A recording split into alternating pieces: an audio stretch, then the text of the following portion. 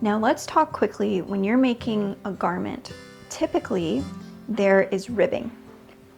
So as you can see on the bottom of the sweater that I've just finished the body on, there is a bit of knitting there where we have some ribbing. Not very much, actually, only 3 centimeters in this pattern of ribbing. So how that works typically is that you're knitting away in whatever size needles to get your gauge for your stockinette fabric. Then you would switch your needle to a smaller size to get a bit of a tighter gauge.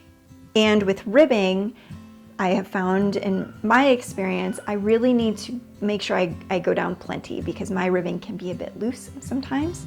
And if you want that nice tight knitting, then you're gonna want to go down in your needle size. But how do you do that?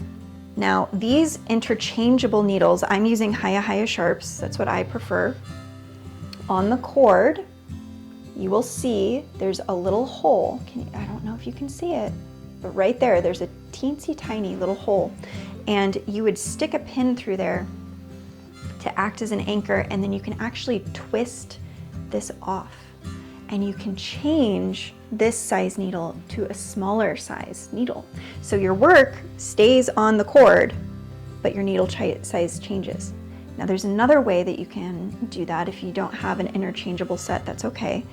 If you have a different size needle with the same size, with the appropriate sized cord, you can just take that new size, you have your work here, you can take that new size and just start knitting into the project.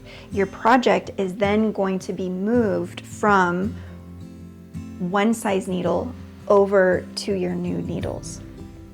So that's another way that you can switch from one needle size to another.